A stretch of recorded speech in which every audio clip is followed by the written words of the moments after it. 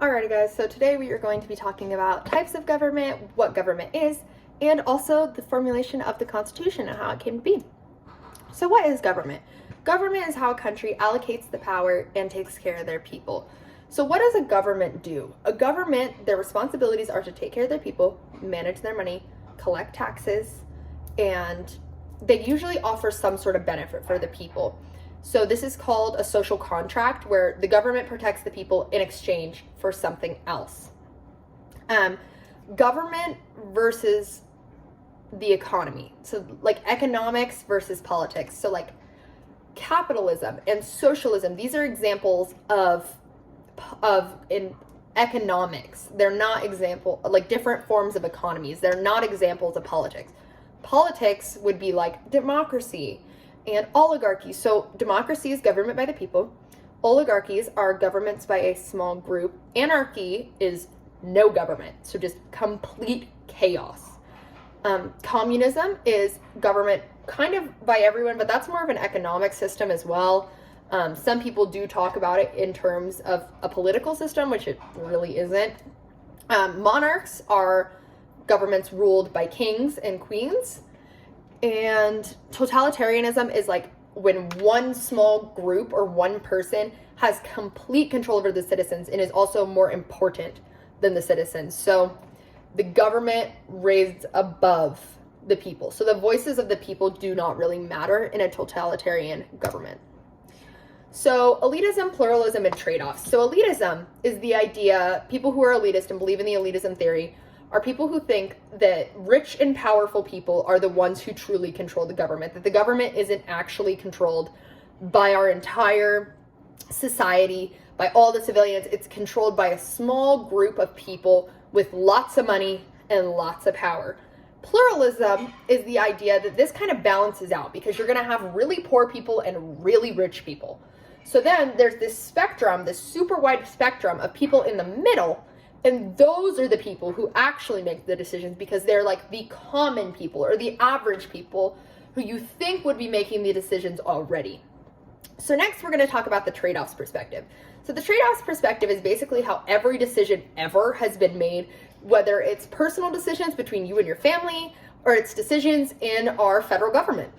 So what we're going to talk about is the idea that everyone has to make compromises in order to achieve their goals. So the trade-offs perspective basically states that in order to achieve what you want, you're going to have to make sacrifices that benefit the other side, or they're not going to agree with you.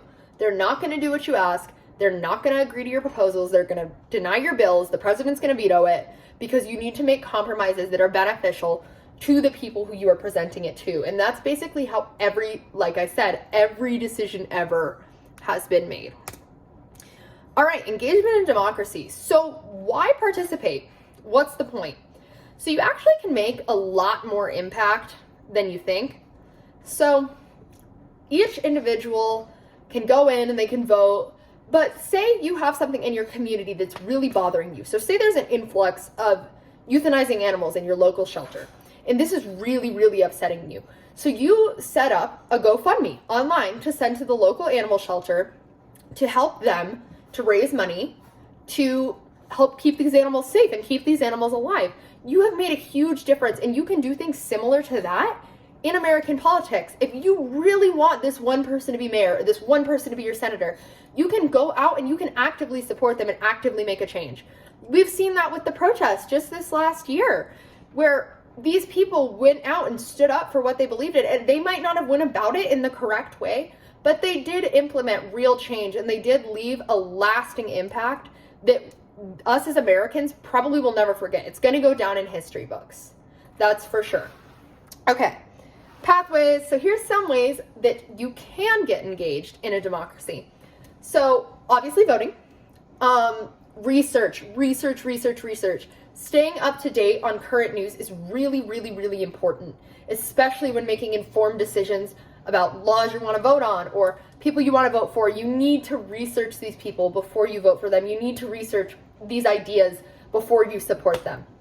And this all comes down basically to an individual's ideology. So ideology is a person's overall overarching ideas about politics, religion, just basically your opinions on everything. And these are formulated from a really, really young age. People actually start forming their ideologies as elementary schoolers. Your parents, your peers, everyone around you is constantly influencing your ideologies, even if it's not in a major way. But the main contributor of ideologies is school and education. All right, pre-revolutionary period and roots of the American political tradition. So, obviously, the U.S. was once controlled by Britain. All 13 colonies were controlled by Britain under this great thing called the Magna Carta. So the Magna Carta was basically the constitution for Britain, and it outlined all of the things that were acceptable, all the things that weren't acceptable. But the problem that a lot of people had with it not only was taxation without representation, but it was also the general overarching idea that if a king or if somebody wanted to take your rights away from you at any time they could, you were not entitled to any of your natural rights. And this was a theory explained by John Locke, which he said that you have three unalienable natural rights: life, liberty, and property. So this would eventually be updated in the Constitution to life, liberty, and the pursuit of happiness, which I think is really, really awesome.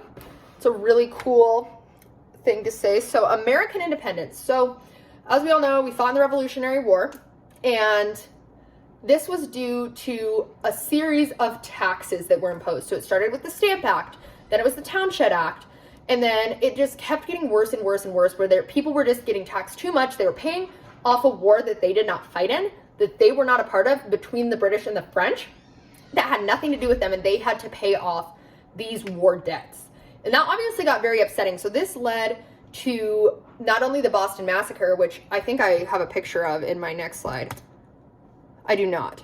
So led to the Boston Massacre, as well as, this is a picture of the Boston Tea Party, which is where the colonists basically just dumped thousands and thousands of pounds of tea into the ocean in protest against the British. And then we fought in the war against them and created this wonderful thing called the Declaration of Independence. So we declared our independence from Britain, and then we formed a new constitution known as the Articles of Confederation.